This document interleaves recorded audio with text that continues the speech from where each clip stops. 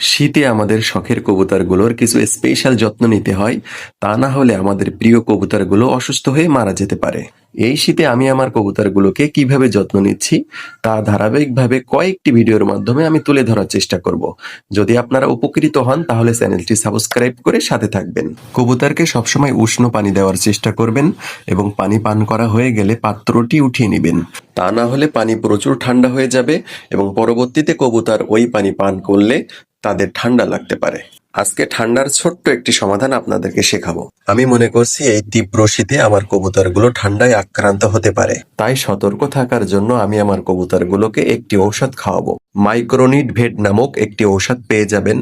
এটার দাম 40 টাকা, কম বেশি হতে পারে। প্রথমে আমি চুলা থেকে 2 লিটার পানি গরম করে নিলাম এবং মাইক্রোনিড ভেট নামক যে ঔষধটা আছে এই ঔষধটা 2 গ্রাম পরিমাণ আমি এই পানিতে মেশাবো। এই প্যাকেটে 10 গ্রাম পরিমাণ ঔষধ থাকে, যেটা 10 লিটার পানিতে মেশানো যায়। তার মানে প্রতি 1 লিটার পানির জন্য 1 গ্রাম পরিমাণ ঔষধ মেশাতে হবে।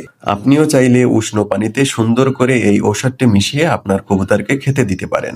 আপনার কবুতরগুলো যদি ঠান্ডায় আক্রান্ত হয়ে থাকে অথবা ঠান্ডায় আক্রান্ত হতে পারে এমন চিন্তা করে থাকেন, তাহলে আপনিও এই ঔষধটি ব্যবহার করতে পারবেন। আপনার কবুতর যদি ঠান্ডায় আক্রান্ত হয়ে থাকে তাহলে দ্রুত ইনশাল্লাহ ঠিক হয়ে যাবে।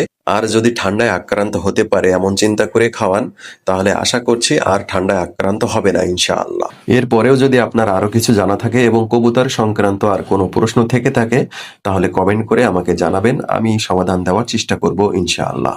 তো সবাই ভালো থাকবেন, চ্যানেলটি সাবস্ক্রাইব করে সাথে থাকবেন। আসসালামু আলাইকুম।